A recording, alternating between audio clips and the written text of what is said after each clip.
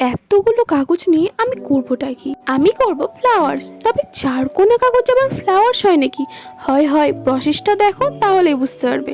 তো প্রথমেই যেরকমভাবে আমি করলাম ঠিক ওরকমভাবে করে নিতে হবে, আর তারপর রুলে করে একটু গোল করে দাগ করে নিতে হবে, তোমরা যেরকম ফুলের শেপ নেবে। আর তারপর কাঁচি করে কেটে নিতে হবে।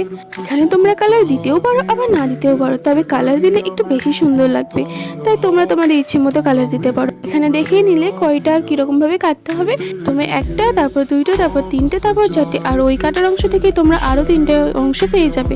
তো সেইগুলো দিয়ে ভালোভাবে জয়েন্ট লাগিয়ে নিতে হবে আঠা দিয়ে, আর তারপর এরকম ভাবে চিবা স্কেলের সাহায্যে ওপরটাকে মুড়ে নিতে হবে। আর তারপর একটা কাগজে রোল করে সেটাকে আঠা দিয়ে ভালোভাবে বসিয়ে এরকম একটা বানিয়ে নিতে হবে। আর তারপর একটা ফুলের গোড়ার দিকটা কেটে নিতে হবে হালকা করে। তারপর এই যে এর মধ্যে কিছুটা আঠা দিয়ে লাগিয়ে দিতে হবে।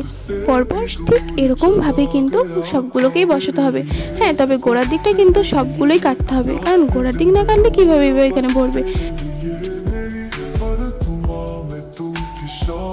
তো এখানে আমাদের ফুল রেডি। তো কেমন হয়েছে অবশ্যই কিন্তু কমেন্টে জানাবে, আর তোমরাও এটা বানিয়ে নিতে পারো খুব সহজে।